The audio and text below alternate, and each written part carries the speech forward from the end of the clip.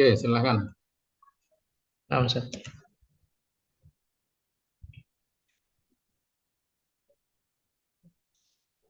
Sudah kelihatan Ustaz slide-nya? Ya, silakan. Sudah kelihatan.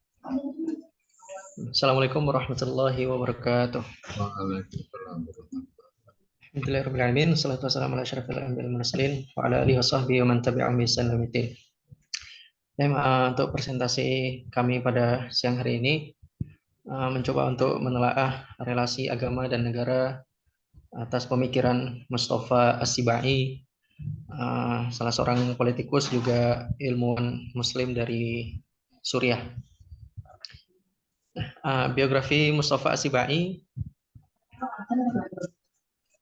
Mustafa As-Sibai bin Husni As-Sibai. Beliau ini lahir di kota Homs, Suriah pada tahun 1915 bertepatan dengan 1334 Hijriah dan wafat pada tahun 1964 Masehi. Jadi masih tergolong muda ketika beliau wafat. Beliau ini dikenal sebagai seorang mufakir Islam, juga politisi karena terjun di parlemen, dan juga pendiri Ikhwanul Muslimin Suriah. Jadi ketika beliau studi di Mesir, bertemu dengan para muassis Ikhwanul Muslimin di Mesir, itu Hasan al-Banna. Kemudian sepulang dari Mesir kembali ke rumahnya, kembali ke wilayahnya itu Suriah. Beliau di sana mendirikan Ikhwanul Muslimin, cabang Ikhwanul Muslimin di Suriah. Nah, untuk studinya Mustafa As-Sibai pada tahun 1933 melanjutkan studi di Al-Azhar Kairo, Mesir. Ya, dan mengambil bidang fikih. Kemudian lanjut S2-nya bidang usuluddin hingga S3 bidang Tasyri' Islami wa Tarikhuhu yang selesai pada tahun 1949 Masehi, bukan Hijriah, Masehi. Di Mesir sempat bertemu pendiri IM Hasan al-Banna. Sepulangnya ke Suriah bersama para dai, cendekiawan muslim dan masyarakat Islam bertemu ke kantor Gubernur Suriah untuk menyatukan kaum muslimin di bawah naungan IM tahun 1942 Masehi. Pada saat itu memang pemerintahannya masih mengafirmasi aspirasi-aspirasi untuk menyatukan Islam dengan agama pada saat itu. Nah, kita lanjut karir dan pengalaman Mustafa As-Sibai. Nah, pada tahun 1949, tepat setelah beliau lulus doktoral, beliau menjadi wakil majelis konstituante Damaskus. Kemudian juga menjadi wakil ketua dewan, juga menjadi anggota komite konstitusi. Nah, kemudian di tahun 1950 Masehi, beliau itu diangkat sebagai profesor Fakultas Hukum Universitas Suriah. Kemudian sempat juga mengikuti dan bahkan menjadi pemimpin sidang membela Al-Quran di ruang sidang parlemen. Di mana pada saat itu beliau di sidang ini berusaha untuk menjadikan Al-Quran sebagai masdar dan marja dalam hukum negara pada saat itu. Dan kemudian beliau juga study tour ke negara-negara Eropa untuk memberikan seminar-seminar tentang keislaman dan bagaimana politik dalam Islam. Nah, di tahun 1955 Masehi, beliau mulai lebih memperhatikan dunia jurnalis ya, dengan menerbitkan majalah mingguan Al-Shihab, kemudian menerbitkan majalah Al-Muslimun, kemudian menerbitkan majalah Hadratul Islam. Di sana beliau menyebarkan aspirasi dan pemikiran-pemikirannya bagaimana agama dan negara itu mempunyai hubungan yang sangat erat, terutama agama Islam. Nah, warisan tangan beliau di beberapa karya-karya beliau yang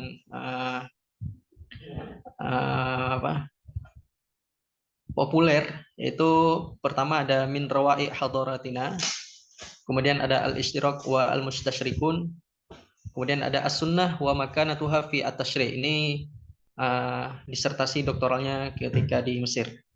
Kemudian Hakadha Allamatnil Hayah, juga sangat fenomenal buku beliau tentang pengalaman hidup beliau yang dituangkan dalam bentuk tulisan. Kemudian ada Ad-Din wa Daulah fil Al-Islam, ini yang jadi sumber primer untuk pemikiran beliau antara relasi agama dan negara. Nah, ini beliau sampaikan dalam sebuah seminar di Saudi Arabia di hadapan para mahasiswa dan mahasiswi sana. Kemudian ada Ishtirakiyah fi Al-Islam. Nah, lanjut. Kondisi politik Suriah pada saat Mustafa Sibai hidup, kita melihat secara historis pasca Perang Dunia I tahun 1919 Masehi, Suriah itu jatuh ke bawah mandat Perancis setelah sebelumnya berada di bawah Turki Utsmani. Nah, secara otomatis Perancis menerapkan sistem demokrasi pada saat itu, yang model pemerintahan yang mengasaskan kepada kebebasan. Ya, kebebasan. Kemudian tahun 1920 Masehi, Suriah dibagi menjadi 4 negara bagian, yaitu Damaskus, Aleppo, Alawi, Libanon, Raya. Nah, 1925 itu terjadi revolusi Druzi. Ini pribumi sebelah selatan Suriah kalau tidak salah, itu mengobarkan revolusi, tapi kemudian berhasil dipadamkan oleh pasukan oleh Perancis, yang akhirnya membuat kebijakan baru kembali memecah Suriah menjadi 2, Republik Libanon dan Republik Suriah. Jadi sudah terpecah-pecah. Dulu Syam dulu ketika di bawah Turki Utsmani, Syam itu meliputi Libanon, Yordania, Suriah dan Palestina. Tapi di tahun 1930 itu Syam sudah dipecah-pecah dan paling akhir itu Libanon sendiri, Suriah juga sendiri. Nah, masuk tahun 1940 itu berdiri Harokah Al-Ba'ats Al-Arabi, Partai Kebangkitan Arab. Ini nasionalisme, gerakan nasionalisme dari pribumi. Mereka mengembangkan doktrin kesatuan Arab, keadilan sosial, demokrasi, anti kolonialis dan kebebasan, juga religius Arabisme. Ini menjadi cikal bakal nanti munculnya pemerintahan hari ini yang kemudian berideologi Syiah Nusyairiyah, ya. Nah, itu barangkali. Tapi sebelum pemerintahan Syiah itu bangkit, tapi Mustafa Sibai sudah wafat terlebih dahulu. Nah, tahun 1945 Suriah merdeka dari Perancis. Nah, di sini dipimpin oleh partai yang nasionalisme tadi. Kemudian tahun 1958 sampai 1961 Suriah menjadi bagian dari Republik Persatuan Arab bersama dengan Mesir.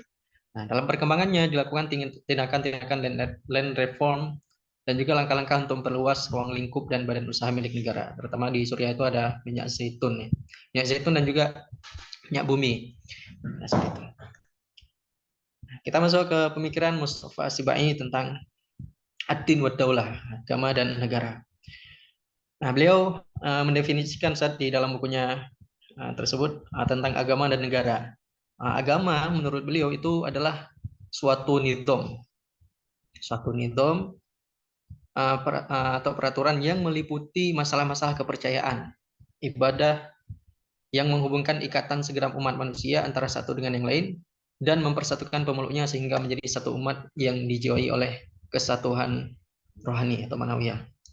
Nah, negara beliau mengartikannya dengan himpunan suatu bangsa yang bercita-cita menegakkan hak dan keadilan bagi segenap rakyat, serta berusaha untuk memudahkan jalan mencari penghidupan dan dengan penuh kebahagiaan dan kedamaian. Nah, dari dua definisi ini beliau menjelaskan bahwasanya ini memiliki ikatan yang sangat kuat antara agama dan negara, di mana sama-sama bertujuan untuk menyatukan rakyatnya, pemeluknya, penduduknya dengan penuh kebahagiaan, kedamaian dan kesejahteraan.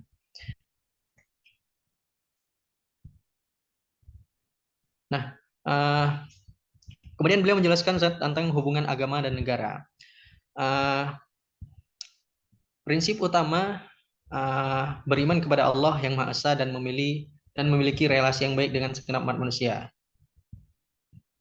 Oh, ini hubungan agama dan negara. Nah, dalam bukunya beliau menjelaskan sebelumnya bukunya tentang Fasluddin Anid Daulah, tentang pemisahan agama dan negara.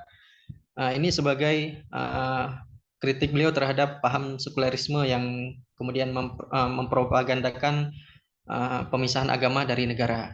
Nah, kemudian beliau menjelaskan bahwasanya agama-agama Samawi itu memiliki hubungan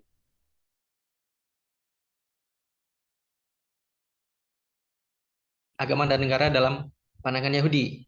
Nah, dalam pandangan Yahudi itu beliau menjelaskan prinsip utamanya mereka itu beriman kepada Allah yang Maha Esa dan memiliki relasi yang baik dengan segenap umat manusia. Ini awal-awal.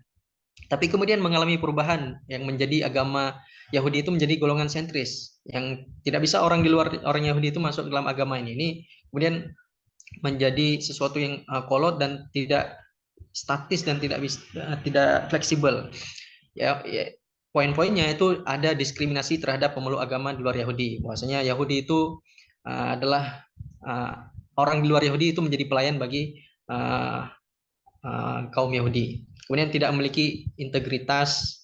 Kemudian Yahudi adalah hamba Allah yang paling istimewa. Kemudian stagnan dan tidak mengikuti perkembangan zaman dan kemajuan hidup. Sebagaimana dalam agama Yahudi itu salah satu ajarannya dilarang bekerja atau mencari nafkah pada hari Sabtu, sebagaimana disebutkan dalam surah Al-Baqarah. Nah, negara Israel hari ini pun terus dipertahankan dengan ayat-ayat Taurat, bahwa semua tempat yang kamu injak dengan telapak kakimu adalah menjadi hak milikmu, yaitu dari Padang Tiah sampai Libanon, dan dari Sungai Efrat sampai laut sebelah barat akan menjadi tanah airmu. Ini mereka menjadi pijakan untuk kemudian mengklaim tanah Palestina sebagai tanah warisan yang berhak, yang diperuntukkan untuk mereka, sehingga mereka menggunakan bagaimana mereka itu menggunakan ayat-ayat agama sebagai legitimasi negara yang mereka duduki hari ini. Jadi agama memiliki hubungan dengan negara. Itu dalam agama Yahudi. Nah, kemudian dalam agama Nasrani. Dalam agama Nasrani, hubungan negara dan agama juga sangat kuat.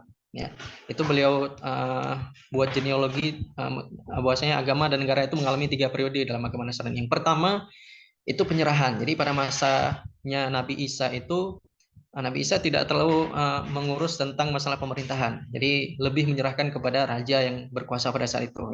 Itu tercermin dalam kitab Injil Matius 5:17 dan Matius 5:15-24 yang berbunyi, "Aku datang tidak untuk menghapuskan, namun untuk menggenapinya." Jadi hukum-hukum yang ada itu digenapin, dan yaitu kepada domba-domba Bani Israel yang tersesat. Jadi beliau hanya mengurus dari sisi keimanan dan ibadah mereka, ya, untuk menggenapi agama Yahudi, agama yang dibawa oleh Nabi Musa kemudian digenapi oleh Nabi Isa. Nah, kemudian hubungan agama dan negara itu disebutkan dalam Matius juga, berilah kepada kaisar barang yang kaisar punya, ya, dan kepada Allah barang yang Allah punya. Atau dalam petikan yang lain juga, berilah kepada kaisar apa yang seharusnya milik kaisar, dan berilah kepada gereja apa yang seharusnya milik gereja. Jadi masih bentuk penyerahan, ya, tidak ada sangkut paut, tidak ada hubungan erat awal-awalnya. Nah, kemudian yang kedua, masuk zaman pertengahan. Nah, di zaman pertengahan ini mulai para pendeta itu dekat dengan pemerintahan, masuk ke perpolitikan. Itu terlihat dari dekret Kaisar Konstantin tahun 2024 Masehi. Di sana disebutkan bahwasanya para pendeta diberi kebebasan memasuki lapangan politik dan dibebaskan dari pajak. Mereka mendapatkan hak istimewa dari negara. Kemudian dekret Kaisar Theodor tahun 394 Masehi. Pengadilan dilakukan di gereja dan pemuka-pemuka agama dibebaskan dari pajak. Ini mereka mulai mendapatkan kuasa untuk memberikan keputusan-keputusan terhadap tindak-tindakan kriminal. Nah, hubungan agama dan negara itu dijelaskan oleh Paus Gregorius ke-7. Nah, di sana dikeluarkan dekret lagi bahwasanya gereja adalah pimpinan tertinggi di dunia. Nah, seluruh perundang-undangan langsung dapat dari Tuhan. Para raja dan pembesar harus melaksanakan perintah Paus. Nah, di zaman pertengahan ini mereka sudah mulai mendapatkan kedaulatan tertinggi yang dulu dipegang oleh raja, tapi sekarang dipegang oleh gereja yang dipimpin oleh Paus. Ya, di sini mereka mulai melakukan tindak-tindak kezaliman, ya, sampai mereka itu kemudian membuat keputusan-keputusan yang menyalahi, menghukum ilmuwan-ilmuwan yang kemudian bertentangan dengan pemikiran gereja, sebagaimana dihukumnya Galileo yang mengatakan bahwasanya bumi itu bulat, yang bertentangan dengan pemikiran gereja, yang mengatakan bahwasanya bumi itu datar, dan itu kemudian dihukum, dan bahkan ada ilmuwan-ilmuwan lain kemudian sampai dibunuh. Nah, kemudian masuk zaman keruntuhan. Nah, zaman keruntuhan ini mulai pada saat revolusi Inggris ya, revolusi industri di Inggris diikuti dengan revolusi Renaissance di Prancis pada abad ke 17, abad 17. Di sana mereka melakukan revolusi untuk membebaskan diri, memproklamirkan kebebasan dari tradisi, budaya, dan agama yang mengikat kebebasan mereka, mengikat keleluasan mereka untuk kemudian melejitkan potensi-potensi untuk kemajuan. Yang kemudian mengeluarkan sebuah kata-kata bahwasanya kembalilah tuan-tuan ke tempat semula dan berkumpullah tuan-tuan di tempat peribadatan tuan-tuan. Dan periode ini sampai dengan hari ini kita melihat gereja-gereja itu tidak lagi mempunyai kuasa terhadap politik pemerintahan mereka. Mereka hanya berkuasa di dalam gereja-gereja mereka saja. Ini kembali lagi sebagaimana periode awal, yaitu penyerahan kepada para politikus, para bangsawan. Ini hubungan agama dan negara dalam pandangan asal ini. Nah, dalam Islam, kemudian beliau menjelaskan dalam Islam, beliau di sini membandingkan bahwasanya agama Islam itu memiliki kelebihan dan keistimewaan dari agama-agama lain, dan ajaran dalam agama Islam ini itu memiliki fleksibilitas, memiliki ajaran yang mengutamakan kemaslahatan bersama. Dan di sini juga beliau menjelaskan bahwasanya ada beberapa periode yang terjadi pada hubungan agama dan negara dalam pandangan Islam. Yang pertama itu solidaritas ta'awun. Hal ini dilihat dari keunggulan Islam dari agama-agama lainnya.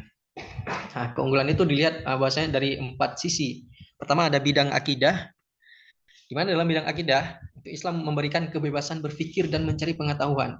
Bahkan dalam Al-Quran sangat banyak ayat-ayat yang menyebutkan bahwasanya la'alakum ta'qilun, la'alakum tatafakkarun, yaitu menuntut kita untuk berpikir, menggali ilmu lebih banyak, untuk kemudian dari pengetahuan-pengetahuan itu akan membawa seorang hamba kepada lebih dekat mengenal kepada Allah, lebih menyingkap rahasia-rahasia Allah di muka bumi ini, sehingga mereka lebih menjadi lebih taat dan lebih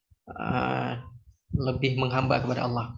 Nah, kemudian ada bidang ibadah. Dari bidang ibadah itu meningkatkan jiwa dan membentuk pribadi. Itu ada kesalahan tipe, membentuk pribadi yang kuat. Nah, dalam bidang ibadah ini salah satu contohnya dalam ketika sholat saja. Sholat itu disebutkan dalam surat Al-Ankabut, inna sholata tanha 'anil fahsyail munkar. Jadi sholat yang tuntutannya itu secara personal, tapi dampaknya itu memberikan dampak positif terhadap ke semua orang, yaitu orang salat itu sejatinya itu tidak akan berbuat keji dan mungkar. Nah, ini akan menanggulangi kriminalitas, meminimalisir kriminalitas dan tindakan-tindakan yang tidak sesuai dengan moral dan sopan santun. Kemudian bidang akhlak. Nah, dalam Islam itu menumbuhkan manusia yang berkepribadian dan solidaritas, di mana Nabi SAW pernah mengatakan bahwasanya hakul muslim alal muslim sittatun. Maksudnya hak antara muslim satu dengan muslim lain itu ada 6. Di antaranya memberi salam, menasihatinya ketika dalam tidak kondisi baik, kemudian menjenguknya ketika sakit. Ini adalah pribadi-pribadi yang menumbuhkan solidaritas. Itu sangat mementingkan kepentingan bersama. Kemudian bidang undang-undangnya, hukumnya. Nah, dalam Islam itu meratakan kemaslahatan bangsa dan mencerminkan umat yang bersolidaritas tinggi. Nah, itu terlihat ketika Nabi SAW di Madinah, bahwasanya beliau betul-betul mampu menyatukan warga Madinah dari berbagai latar belakang suku, bahkan agama di bawah satu kepemimpinan. Nah, ini awal-awal Islam. Kemudian landasan perundang-undangannya itu ada keadilan, di mana menunaikan seluruh kewajiban pada tempat yang semestinya, sehingga setiap personil masyarakat merasa mendapat penghormatan dan kehidupan yang tentram.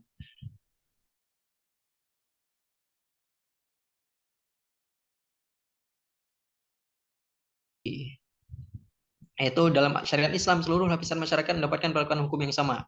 Di hadapan hukum seluruh manusia dipandang seperti gigi-gigi sisir yang semuanya sama rata. Tidak ada pembedaan pejabat, tidak ada hukum tumpul ke atas dan tajam ke bawah, tapi sama-sama disamaratakan. Kemudian ringan dan mudah. Artinya seseorang tidak dibebankan sesuatu yang berada di luar kemampuannya atau yang bertentangan dengan jiwa dan tidak mengeksploitir kebutuhan pokok manusia.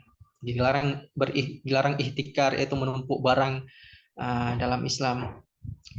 Artinya mengutamakan kepentingan bersama. Dilarang menahan air yang mengalir sehingga orang-orang yang di bawahnya itu tidak mendapatkan, dilarang dalam Islam.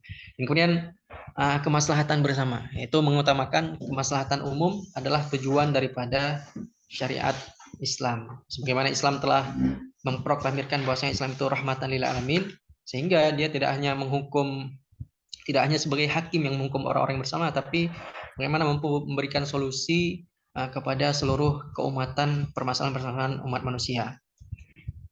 Nah, dari landasan 4 ini beliau sangat sangat yakin kalau agama Islam itu sangat bisa sekali untuk diintegrasikan dengan agama seperti itu. Nah, kemudian pada periode kedua, hubungan agama dan negara dalam pandangan Islam pada periode kedua itu mulai berjauhan dari Islam, at-tabarrud. Itu mulai dari abad 5 Hijriyah sampai 13 Hijriyah. Itu ditandai dengan umat Islam sudah terpaku dengan mazhab-mazhab fikih dan menutup pintu-pintu ijtihad sehingga mengalami kejumudan. Ini mulai di akhir-akhir 13 Hijriah itu ketika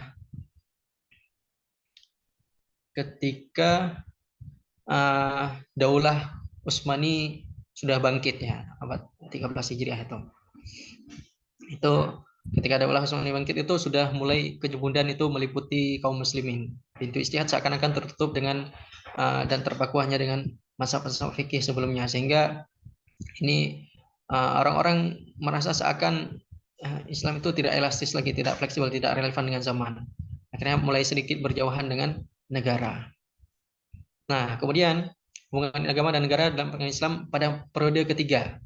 Pada periode ketiga ini masa kejatuhan Islam. Itu dimulai pada abad 13 Hijriah atau 19 Masehi hingga saat ini, yaitu dengan kejatuhan Daulah Utsmani pada tahun 1924 Hijriah. Nah, setelah itu agama Islam benar-benar jatuh dan seluruh wilayah-wilayah yang dulu dikuasai oleh Islam direbut oleh Barat, direbut oleh Prancis, yang sekutu yang menang pada Perang Dunia I, Prancis, Inggris. Kemudian mereka membagi-bagi dan kemudian menerapkan sistem yang berbeda dari yang dulu, yaitu dengan prinsip kebebasan. Yang ujung-ujungnya itu kebebasan dari agama dan tradisi-tradisi terdahulu. Nah, sekarang hubungan agama dan negara dalam pandangan Islam pada periode keempat. Masuk periode keempat ini itu mulai lagi kembali sebagaimana periode pertama, itu solidaritas dan ta'awun. Nah, beliau menjelaskan itu munculnya ditandai dengan munculnya tokoh-tokoh reformis dan kebangkitan Islam seperti Jamaluddin Al-Afghani, Muhammad Abduh, Jamaluddin Al-Qasimi, dan Rashid Ridho. Nah, kemudian beliau menjelaskan beberapa upaya yang bisa dilakukan untuk mengintegrasikan kembali Islam dan negara. Yang pertama, beliau memusatkan pandangan kaum muslimin kepada syariat Islam. Artinya Islam harus lebih lagi memahami tentang Islam itu sendiri dari 4 sisi yang menjadi keistimewaan Islam tadi, yaitu akidah, ibadah, akhlak, dan undang-undang yang ada di dalam Islam.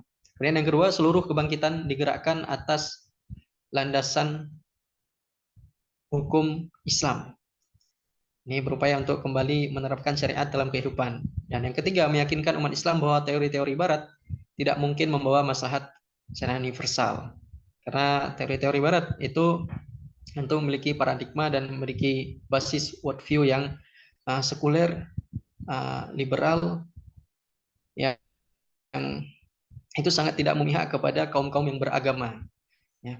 Kemudian yang keempat, mengumandangkan panggilan politik Islam untuk memukul mundur imperialis. Nah, kenapa beliau berupaya mengintegrasikan agama dan negara? Beliau melihat bahwasanya pada seminar perbandingan hukum di Den Haag tahun 1937 itu mengeluarkan keputusan bahwa syariat Islam itu senantiasa hidup, elastis dan dapat mengikuti perkembangan zaman. Nah, dialah salah satu sumber hukum yang universal.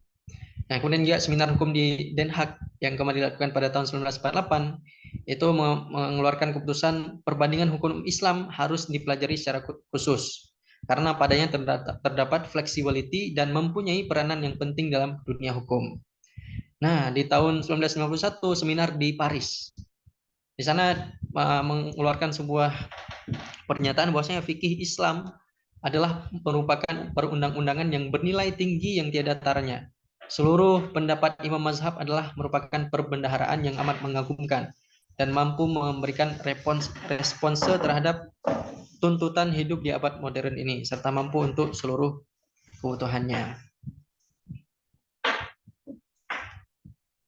Nah, kemudian di Mesir itu pada tahun 1948 Masehi mengeluarkan sebuah keputusan undang-undang bahwa syariat Islam adalah satu-satunya sumber yang maha besar. Diikuti di Pakistan yang dipimpin saat itu oleh Ali Khan dapat membawa negara baru tersebut memproklamirkan Islam sebagai dasar negara. Yang kemudian setelah Ali Khan ini dilanjutkan oleh Zia Pasha. Kemudian tahun 1950 Undang-Undang Syariah, di mana tempat beliau bertinggal fikih Islam adalah merupakan sumber pokok perundang-undangan. Nah, jadi beliau menjelaskan bahwasanya dalam sistem demokrasi beliau itu sangat bisa diintegrasikan Islam ke dalam sistemnya. Karena makanya beliau beliau mengajak untuk orang-orang yang paham agama itu untuk ikut dalam parlemen supaya bisa memiliki suara banyak dan kemudian bisa mengeluarkan bisa menjadikan Islam sebagai hukum dalam negara seperti itu. Nah, kemudian beliau mengkritik terhadap propagandis sekulerisme. Beliau mengajukan pertanyaan-pertanyaan bahwasanya di manakah negara modern hari ini yang berupaya memisahkan agama rakyat selain negara-negara anti agama dan Tuhan. Maksud beliau Barat hari ini mempropagandakan sekulerisme, pemisahan agama dan negara. Tapi di Barat sendiri seperti Amerika Latin itu tidak ada yang menjadi anggota DPR-nya itu selain dari yang beragama Katolik. Nah, kemudian selain dari agama Katolik, kemudian di Amerika Utara kalau nggak salah, di Amerika mana tadi? Nah, di Amerika Selatan itu mutlak dikuasai oleh Protestan. Dan bahkan Amerika Serikat secara umum itu tidak ada yang pernah menjadi pemimpin tertingginya kecuali dia itu beragama Protestan. Kalau agama-agama lain tidak akan diterima dan akan ditolak. Artinya apa? Meskipun mereka mempropagandakan sekulerisme, pemisahan agama dan negara, tapi secara sistem, secara di dalam yang berlaku, itu mereka tetap berpandangan kepada agama, berpijak kepada agama. Salah satu tandanya tadi mereka tidak menerima pemimpin-pemimpin yang berbeda agama. Seharusnya kalau mereka memisahkan agama dan negara, mereka tidak akan melihat latar belakang agama seorang pemimpin seperti itu. Kemudian beliau juga memberikan beberapa poin standar negara dalam Islam. Itu yang pertama, kepala negara dipilih oleh rakyat secara demokrasi. Demokrasi di sini nanti dipimpin oleh alul halli wal aqdi.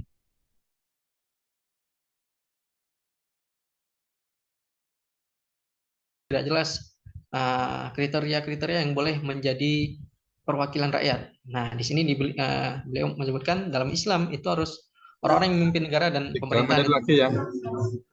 3 Ustaz? menit lagi. Nah, Ustaz. Ini mau selesai. Ustaz. Memiliki kecakapan. Maksudnya amanah itu diberikan kepada yang ahlinya. Kemudian badan legislatif yang membuat undang-undang harus berbasis kemaslahatan bersama, tidak boleh ke kelompok tertentu, partai tertentu. Kemudian badan yudikatif itu berdiri sendiri, terpisah dari badan eksekutif. Dan memiliki militer yang kuat, sanggup mengusir musuh dan menjaga keamanan. Dan yang keenam, ormas-ormas harus bangkit mendukung undang-undang dan membentuk kemaslahatan bersama. Artinya rakyat dan negara itu harus saling mendukung satu sama lain untuk menegakkan negara yang berbasis kepada agama. Dalam hal ini yaitu agama Islam. Nah, kesimpulannya, menurut Mustafa Asibai, agama tidak bisa dipisahkan dari negara. Nah, upaya sekularisasi itu hanya akan membuat negara menjadi pincang. Nah, kemudian poin yang keduanya, syariat Islam itu bertujuan untuk mewujudkan kemaslahatan umat secara universal, sehingga integrasi Islam dan negara akan memberi dampak positif dan itu telah terbukti. Sekian yang dapat kami sampaikan. Lebih dan kurangnya kami mohon maaf. Assalamualaikum warahmatullahi wabarakatuh. Ya. Oke ya, langsung saja. Pertama, antum kan sudah ada berapa ini?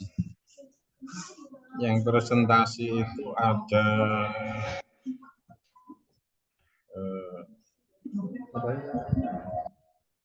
ya. Yang presentasi itu ada 4 ya. Apa catatan saya terhadap sebelumnya?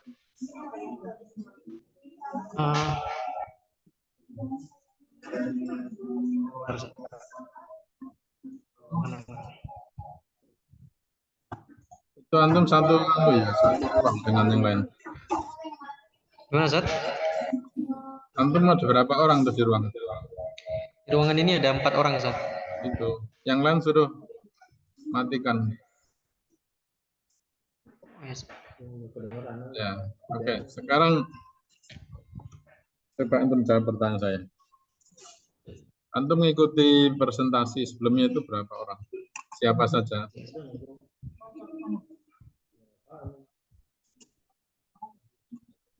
Ikuti enggak si Sebesar, Zat. misalnya Husna, Mukid, Alan, Ayah Alan, Ahmad Hisam, Soheb, Chandra, itu antum ikuti enggak presentasinya? Baik langsung atau tidak langsung. Langsung ya ikuti begini, tidak langsung melalui YouTube. Antum ikuti enggak Sahrina? Yang presentasi kemarin saya ikutin, Zat. Ya, catatan saya apa terhadap mereka?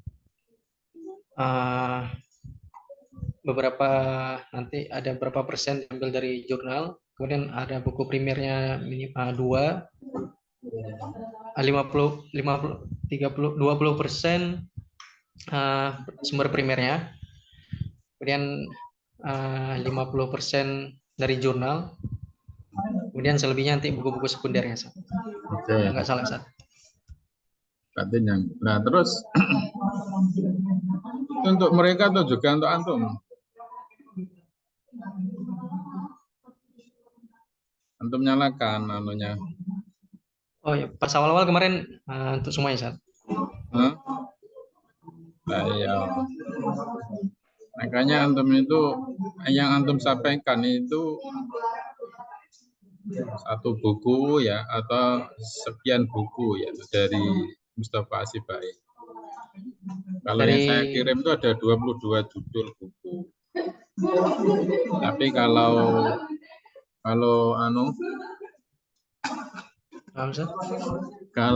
apa namanya? Kalau yang mempresentasikan tuh kayak satu buku saja. Atau berapa buku? Sama, nah Ustaz, sama sedikit satu buku lagi Hakata Alamat Silahaya. Itu namanya resensi. Itu resensi buku namanya. Karya membuat jurnal itu sama resensi buku itu juga nggak apa-apa. Tapi itu bukan itu yang saya maksud. Ya.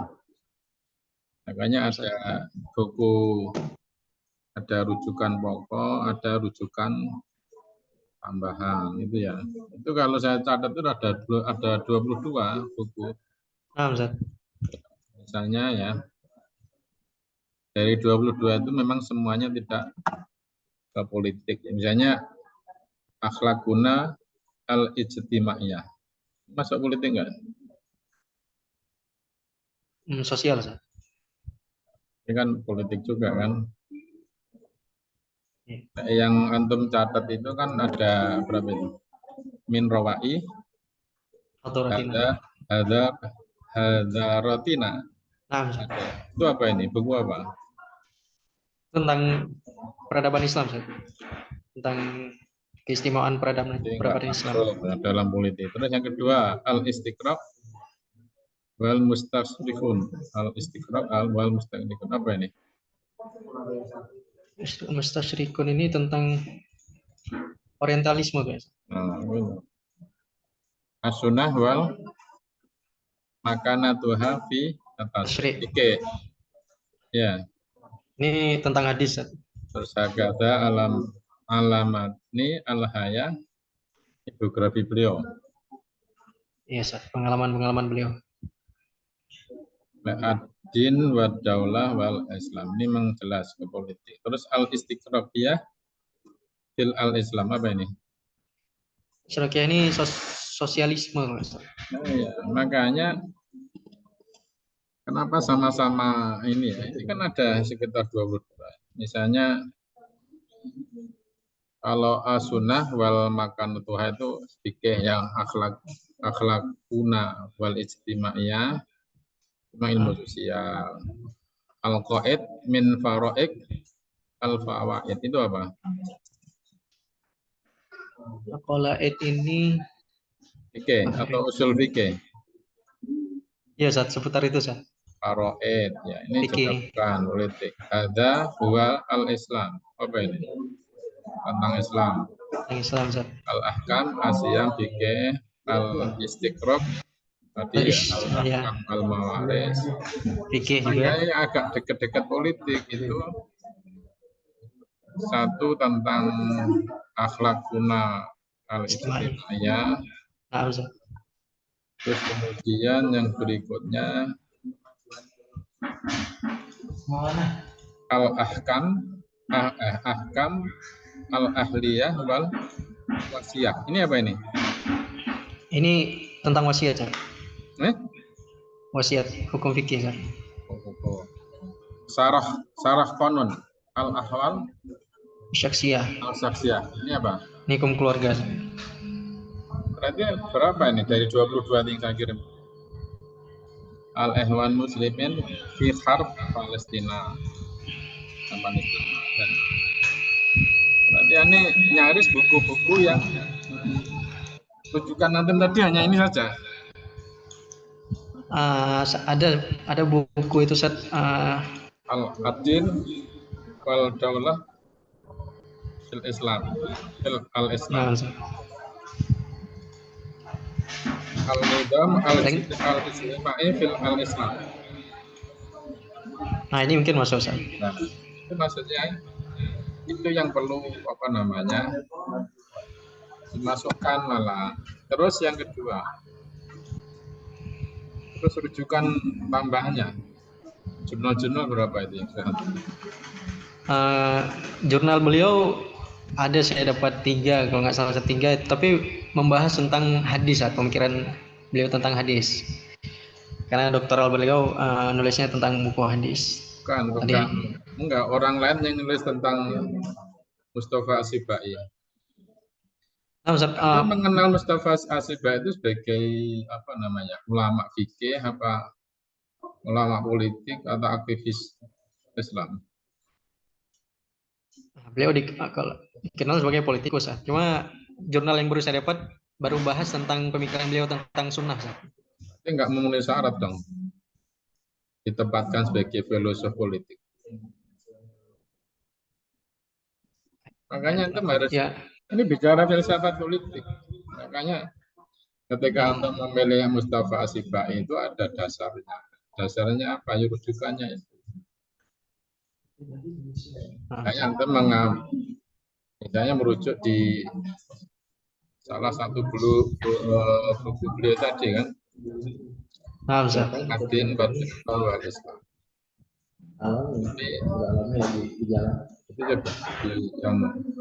Itu diperkuat dengan rujukan-rujukan tambahan atau pendukung.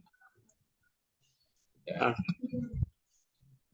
Makanya pertama itu itunya. Yang kedua, apa yang menarik dari tema ini? Saya kira kan biasa-biasa kan bicara tentang hubungan politik dan agama. Apalagi ini orang Ikhwan. Orang Ikhwan sudah tidak lagi bicara soal agama dan politik, tapi lebih bicara sudah dalam konteks formulasinya. Misalnya kasus Mesir, kasus Syria. Beliau dari Syria apa Suriah itu sama nggak? Sama, Ustaz. Kasus Indonesia, kasus Turki, itu mestinya berbicara begitu. Ada nggak itu yang? Atau yang pertanyaan saya yang berikutnya itu, apa namanya, Adin wa daulah itu dia bicara dalam konteks mana? Syria, Mesir, atau dunia apa negara-negara Islam? Gimana penjelasannya? Kalau dari yang saya baca, Ustaz, beliau membicarakannya ke negara-negara Islam, Ustaz. Karena beliau tulis di situ. Oke. Contohnya mana? Negara-negara mana yang disinggung? Dan apa penjelasan tentang formulasi hubungan agama dan negara itu bagaimana penjelasannya? Itu kan bicara tentang negara-negara Islam ya. Negara apa saja yang disebut di buku itu?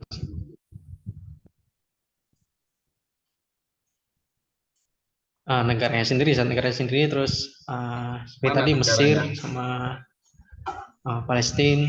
Oke, 3 saja. Negara Pakistan, Syria, negara Pakistan, negara mana? Jangan banyak-banyak. Nanti saya ada pertanyaan Mesir, Ustaz. Mana? Antum pilih aja dulu. Ustaz. Mesir, apa Syria, apa Palestina. Jangan banyak-banyak. Ini ada pertanyaan berikutnya. Memperberat antum banyak-banyak. Mana? Mesir apa Palestina? Atau Mesir. Syria? Coba sekarang bandingkan. Dalam konteks Suriah, kalau tempat beliau tinggal itu Suriah. Ya, dalam konteks pemikiran beliau atau dalam buku itu, apa yang dicatat oleh beliau dalam kasus Suriah dan Mesir? Ketika bicara tentang masalah hubungan antara politik dan agama itu. Nggak ada kan? Beliau Di situ maka yang menarik itu ke situnya. Banyak itu kan sudah tahun 55 gagasan apa diskusi adakah hubungan politik sama Islam sudah nggak menarik lagi bagi pemerhati filsafat politik itu sudah nggak menarik, apalagi nanti mengangkat nama Mustafa Asibah.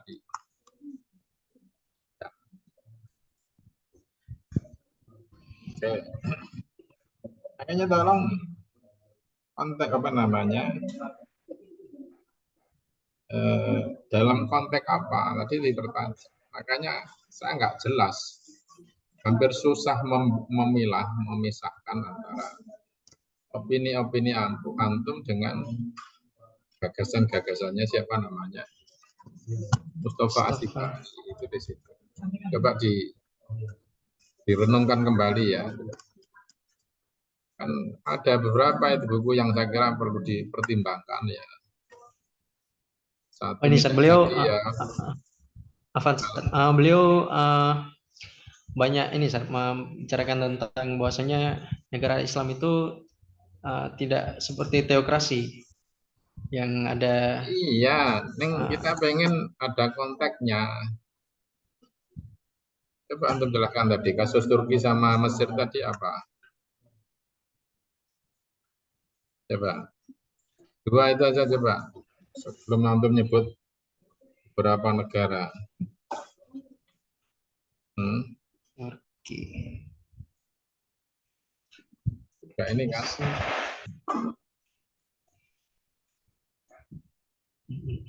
Nggak muncul. Sudah, antum itu sudah tahap analisis ya, bukan deskriptif. Antum kan ingin mengatakan bahwa mutawasibah itu apa namanya, mengatakan bahwa Islam itu tidak memisahkan antara politik dan agama. Dan itu kalau saya nggak baca buku-buku beliau, kesimpulannya begitu. Kalau sudah kesimpulan jelas begitu, ngapain untuk teliti? Berbeda dengan misalnya sama-sama berbicara itu, misalnya dianalisis, misalnya dalam kasus Suriah, dalam kasus Mesir, dari masa ke masa. Misalnya Mesir ya, dalam kasus Gamal Abdul Nasir, kasus siapa? Setelah Gamal Abdul Nasir ya Pak. Terus Asisi, Nursi ya, itu Mursi. Gimana sih hubungan politik dan agama di Mesir, atau dalam konteks agama dan politik dalam kasus Syria. Itu menarik, diskusi itu dikembangkan menarik. Tambahi dengan referensi-referensi beliau, baik yang langsung ini ditulis oleh beliau atau penulis-penulis yang lain. Karena saya lihat dari kasus referensinya, makanya antum juga semuanya ya harus mindset apa ya, nulis gagasan tokoh itu. Antum kan menarik ya, senang bicara tentang biodatanya.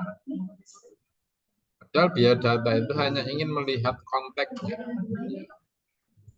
Misalnya ad-din wal daulah itu terinspirasi oleh bagaimana misalnya, beliau jadi wakil Majelis Konstitusi di Damaskus, wakil ketua dewan, anggota komite konstitusi. Ini sisi politik ya, pemimpin sidang membela Quran. Nah, ini gubernur belum tahu ya, presiden juga belum. Nah, artinya ketika Anda bicara tentang profil semuanya ya, saya pilih itu melihat konteks buku itu loh, karya ilmiah beliau itu dia bicara dalam konteks apa? Konteks Syria atau konteks Mesir. Kalau konteks Syria itu ketika beliau pada masa apa? Kalau Anda mengangkat karir politik beliau, nggak ada hubungannya dengan buku itu, ya ngapain gitu. Karena fungsinya itu kan untuk analisis, itu begitu. Saya dibantu.